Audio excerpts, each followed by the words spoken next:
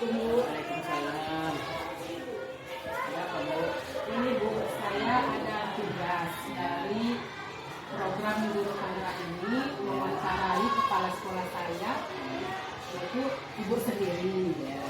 Di sini ada 8 pertanyaan yang ingin saya tanyakan berkaitan dengan etika yang kita hadapi di sekolah kita ini. Ya. Bisa kita mulai Bu? Bisa. Mulai. Yang pertama, pertanyaan saya, selama ini bagaimana Ibu dalam mengidentifikasi mana kasus-kasus yang merupakan dilema etika atau rujukan moral? Baik, saya jawab Bu.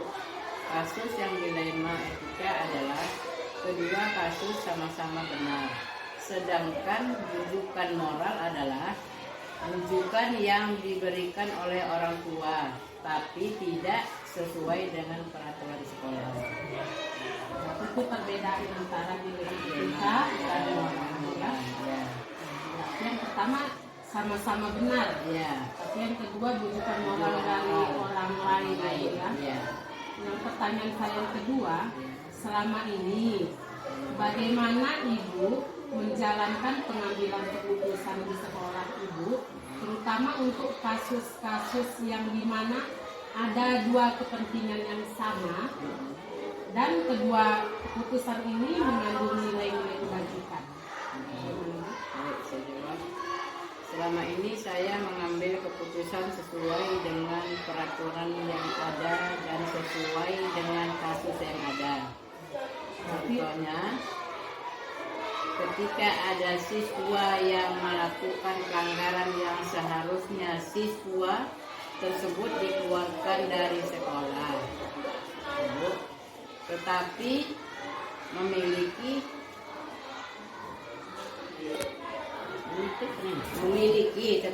memiliki masa depan anak saya tidak mengeluarkannya.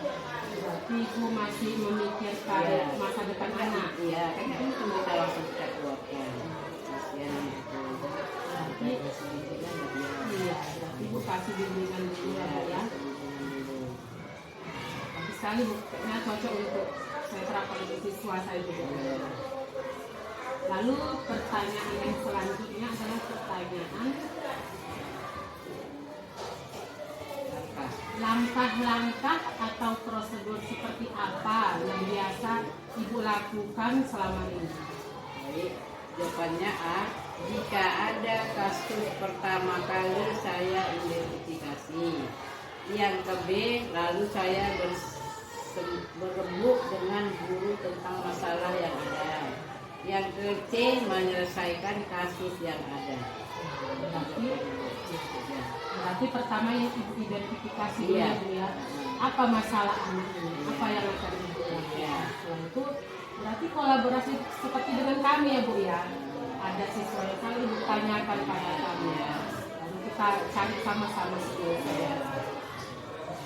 Lalu yang keempat, hal-hal apa saja yang selama ini Ibu anggap efektif dalam pengambilan keputusan pada kasus-kasus seperti Ibu terangkan tadi yang antara siswa yang berbuat kesalahan tetapi dengan peraturan tidak Ibu keluarkan. Bagaimana Bu? Yang efektif mengambil keputusan secara detail untuk kepentingan orang lain. Berarti untuk kepentingan orang lain, dipikirkan orang lain ya. Selanjutnya yang kelima, hal-hal apa saja selama ini yang merupakan tantangan dalam mengambil keputusan pada kasus-kasus di etika yang Ibu jalankan tadi. Tantangannya ketika kasus tidak sesuai dengan peraturan sekolah, tapi saya masih memikirkan masa depan anak tersebut. Sebagai seorang pendidik, apalagi seorang pemimpin, Bu, kita pikirkan masa depan anak itu. Selanjutnya pertanyaan saya yang ke-6, Bu. Apakah Ibu memiliki sebuah tata cara atau jadwal? Apakah sudah ada jadwalnya dalam sebuah penyelesaian kasus, seperti kasus tentang si anak tadi? Apakah Anda langsung menyelesaikannya di tempat atau memiliki sebuah jadwal untuk menyelesaikannya atau bentuk prosedur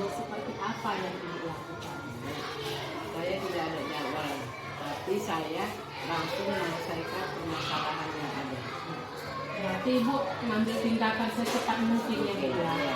Tidak berlama-lama, ambil yang baiknya ya Bu ya.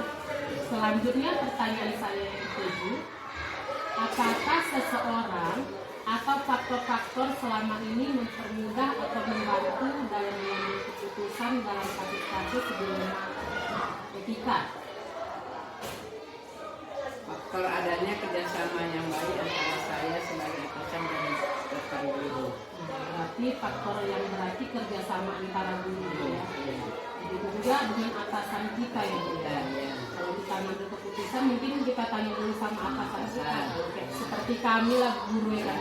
Kalau ada masalah mungkin kami tanya sama ibu. Begitu juga ibu dengan atasan kita. Yang ke-8 pertanyaan saya yang terakhir, dari semua hal yang telah disampaikan, pembelajaran apa yang ibu petik dari pengalaman dalam mengambil keputusan dilema etika hadir? Iya. Pelajaran yang saya ambil setiap mengambil keputusan, saya harus memikirkan dampak yang terjadi dari keputusan yang saya ambil. Terima kasih Bu. Mudah-mudahan saya bisa melanjutkan CGP saya ini sampai tamat kerjasamanya dengan Ibu. Terima kasih banyak Bu selama ini membantu saya ya. Terima kasih ya, izin ya Bu ya. Ya Bu, siang Bu. Selamat siang Bu Tuti, ada apa mau datang ke sekolah kami ini? Silakan duduk Bu. Ya Bu, terima kasih Bu. Begini Bu, saya ada tugas dari CGP saya untuk mewawancarai Ibu mengenai dilema etika dan bujukan moral. Apakah Ibu bersedia? Bersedia. Terima kasih Bu, biar lebih singkat kita mulai ya Bu. Pertanyaan saya yang pertama, selama ini bagaimana Ibu dalam mengidentifikasikan kasus-kasus yang merupakan dilema etika atau bujukan moral? Sepengetahuan saya, dilema etika adalah kasus yang terjadi di suatu tempat yang tidak sesuai dengan peraturan, sedangkan bujukan moral adalah ajakan seseorang untuk melakukan yang tidak sesuai dengan peraturan.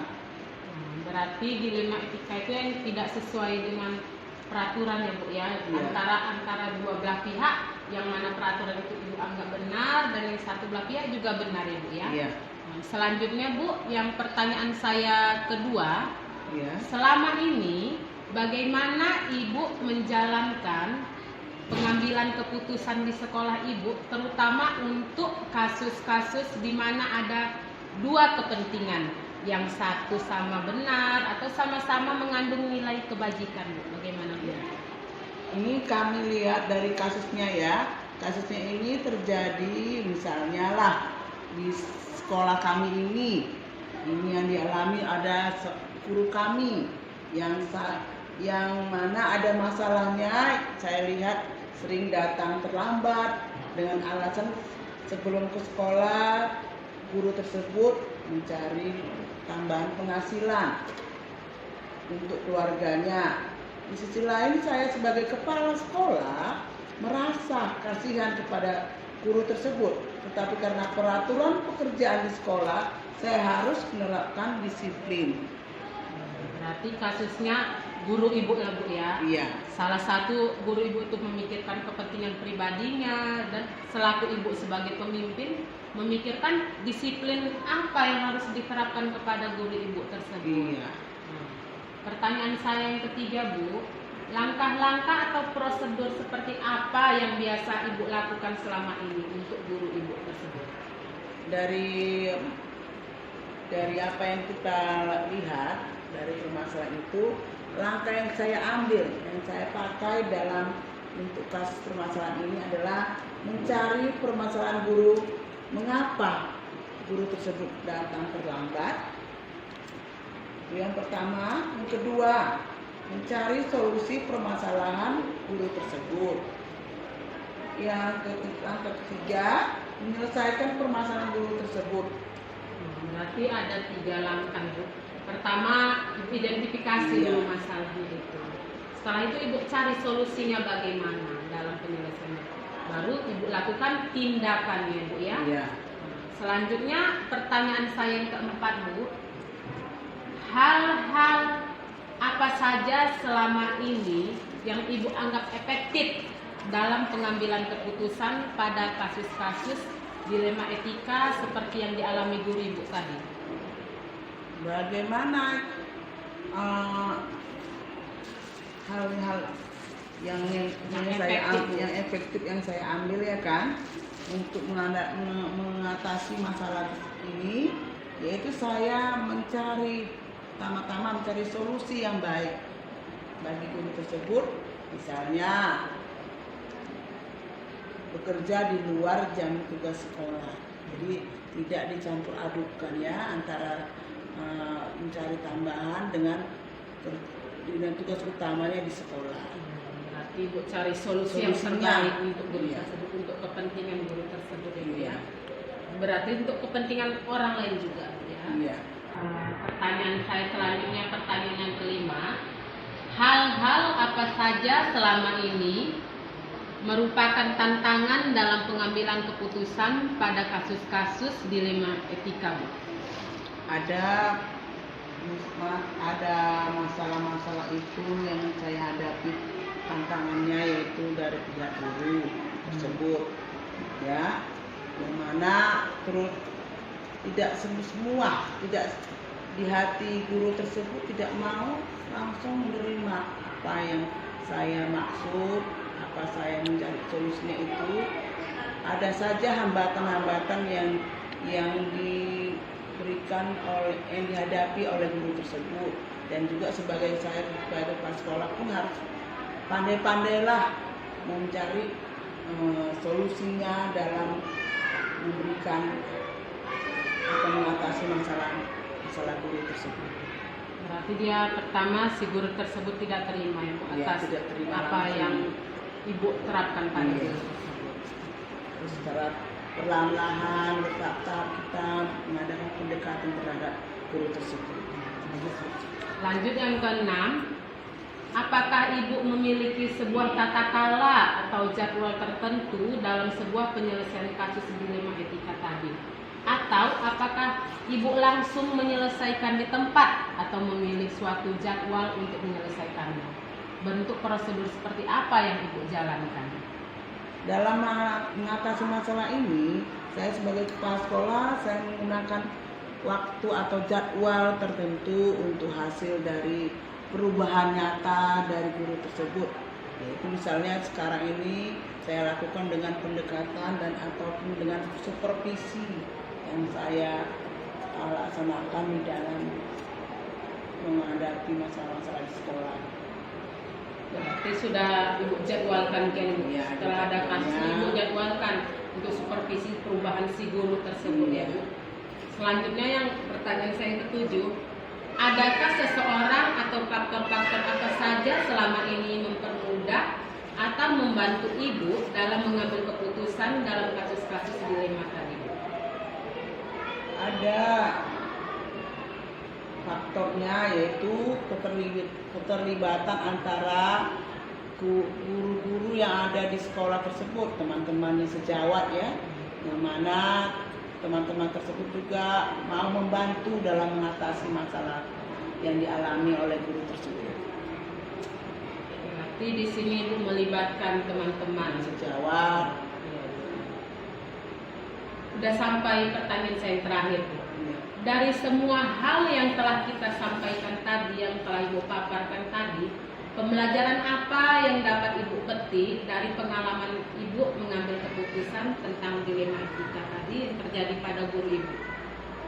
Dari apa yang kita lihat selama ini permasalahannya dari guru tersebut, saya mengambil sebuah pembelajaran ya dari yang kita lihat dan kita atasi dalam permasalahan ini. Saya mengambil keputusan untuk kepentingan guru tersebut dan pihak sekolah yang terkait, seperti di mana guru tersebut dalam mengajar seperti siswalah yang nanti dapat terkait dalam hal masalah ini. Jadi tidak permasalahan ini ada di pihak guru saja, tetapi siswa akan dapat terkait dalam kerjaan dan peraturan yang ada di sekolah. Bagus Bu, pembelajaran yang Ibu ambil, mungkin pembelajaran itu juga mungkin akan saya terapkan di sekolah nanti. Terima kasih ya Bu ya atas waktu yang Ibu berikan. Ya. Saya mohon pamit Bu ya. Ya. Terima kasih Bu. Sama-sama. Biarlah ini menjadi sebuah istilahnya komunikasi yang baik bagi ibu yang kunjung ke sekolah kami. Iya Bu. Siang Bu. Ya, siang. Assalamualaikum Bu. Waalaikumsalam warahmatullahi wabarakatuh. Apa kabarnya? Apa yang bisa dibantu ini? Gini Bu, saya ada tugas dari guru penggerak untuk mewawancarai kepala sekolah, yaitu mengenai dilema etika dan rujukan moral. Apakah Ibu bersedia untuk saya wawancarai? Insyaallah. Pertanyaan saya yang pertama, selama ini bagaimana Ibu dapat mengidentifikasikan kasus-kasus yang merupakan dilema etika atau rujukan moral? Kalau dilema etika yang ada di sekolah ini, tentunya ibu lebih dulu mengenali bahwa nilai-nilai yang saling bertentangan dengan situasi di sekolah kan gitu. Ya, barangkali mungkin di sekolah kami situasi sendiri kami cukup jauh jarak kami sampai sekolah ini. Memang dilema yang pertama itu kalau ketika datang hari itu kami ini tidak hadir, mungkin juga dengan ekonomi orang tua di sekolah kami ini cukup menengah ke bawah untuk naik beca nggak punya uang kan gitu, mesti diantar kalau kami bersepeda kena hujan, jadi itu pemilih tidak sekolah. Nah, jadi untuk rasa menunjuk moralnya kan gitu ya, kami berupaya untuk menasihati dan mengajak dan melihat bagaimana situasi ketika kami sekolah dulu dengan menggunakan payung kantong pisang ya, jadi memang anak-anak kita sekarang tentunya tidak zamannya lagi, jadi berupayalah kami untuk meminta anak-anak hadir dengan menggunakan hal-hal yang sederhana seperti plastik yang dapat tidak membasahi tubuh mereka dan sampai ke sekolah. Itulah caranya. Nah, yang dilema etika tadi yang bertentangan, hubungan yang saling bertentangan Bu ya, dengan menunjukkan yang Ibu lakukan yaitu dengan cara memakai payung seperti itu Bu ya. Walaupun tempuh jalannya tempuh cukup jauh kan gitu. Nanti siap dengan keadaan hujan mungkin anak-anak itu akan ketinggalan. Selanjutnya Bu, pertanyaan saya selanjutnya, selama ini bagaimana Ibu menjalankan pengambilan keputusan di sekolah Ibu, terutama untuk kasus-kasus di mana ada dua kepentingan yang sama, berarti kepentingannya sama-sama benar atau sama-sama mengandung nilai kebajikan atau nilai kebaikan? Tentunya saya khususnya dan juga seluruh guru di sini mengambil keputusan itu tentunya sesuai dengan aturan-aturan yang ada di sekolah, aturan yang bisa meringankan kami akan melakukan. Jadi kalau memang aturan itu mungkin yang nggak bisa kan kami juga pasti akan ada tindakan Jadi sesuai dengan peraturan-peraturan yang telah ditetapkan di sekolah Bu ya. Kalau masih bisa diringan, masih bisa dibantu ya Bu. Tapi sesuai dengan hati nurani juga kita Bu ya. Pertanyaan saya yang ketiga, langkah-langkah atau prosedur seperti apa yang biasa Ibu lakukan selama ini? sebelum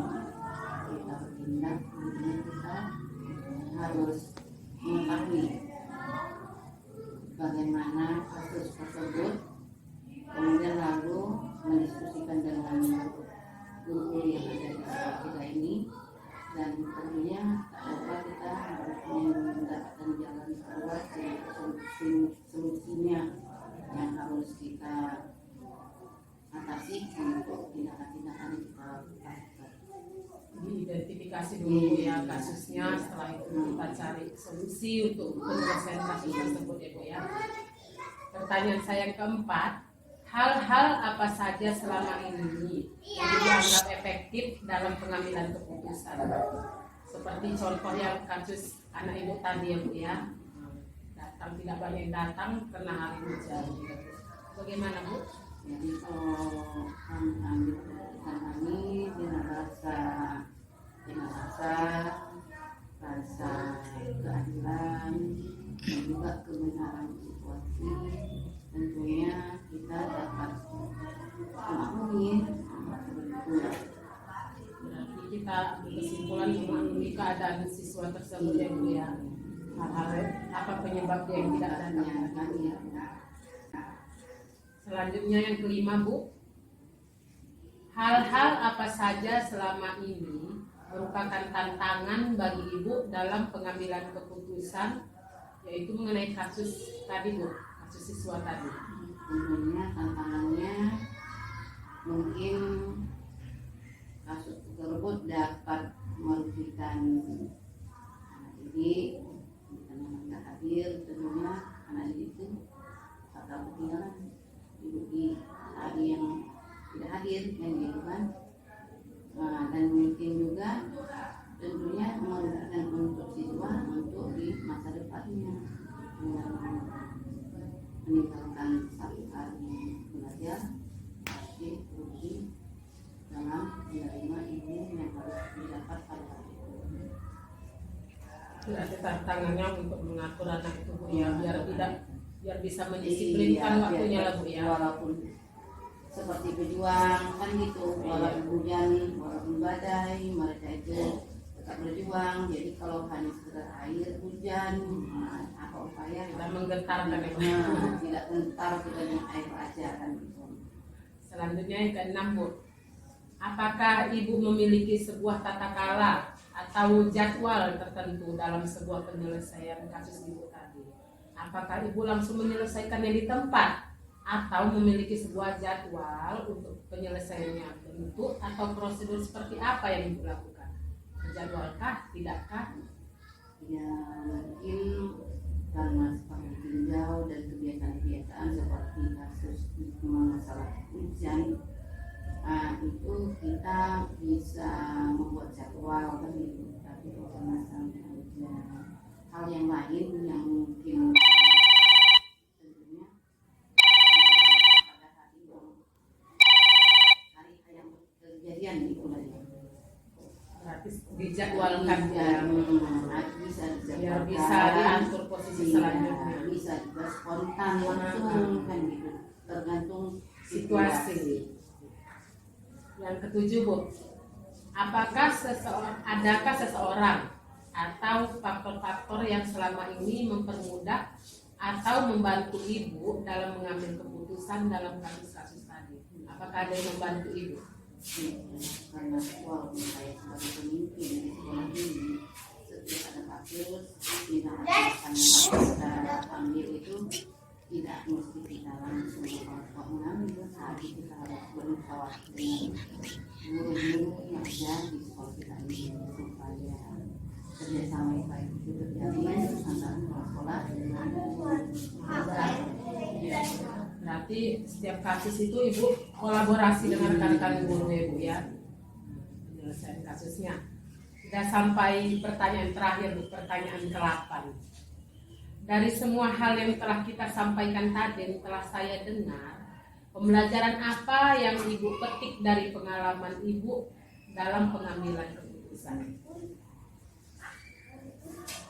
Tentunya untuk mengambil suatu keputusan, sebelum keputusan kita ambil, terlebih dahulu kita memikirkan dampak dari keputusan yang akan kita berikan kepada anak didik kita. Jadi tidak langsung kita musyawarahkan dan kemudian kita pikirkan dampak daripada keputusan yang kita ambil. Berarti kita musyawarahkan dulu, pikirkan terlebih dahulu, kita tinjau dari segala segi kan gitu kan. Nah supaya mungkin dari dampak yang kita ambil keputusan bisa anak itu bisa nggak sekolah lagi karena mungkin kita terlalu keras mengambil sikap kan gitu. Nah jadi itu dibutuhkan dulu kan gitu. Jadi apanya disuarakan guru kan gitu. Jadi tahu guru itu terhadap anak didik dibanding kita sekolah gitu. Karena lebih dekat guru-gurunya daripada kepala sekolahnya gitu. pelajaran untuk saya juga lah Bu, berarti kan Bu, melakukan pendekatan terlebih dahulu sama anak-anak itu ya Bu ya. Sekian Bu wawancara saya, lebih dan kurangnya saya mohon maaf ya Bu ya. Sama juga Ibu juga mohon maaf mungkin penjelasan dari Ibu ya mungkin juga kondisi dari sekolah Ibu mungkin tidak seperti kondisi sekolah lainnya. Memang murid Ibu pun juga memang sedikit macam tadi anak-anak kan gitu. Terima kasih ya Bu ya. Ya. Assalamualaikum.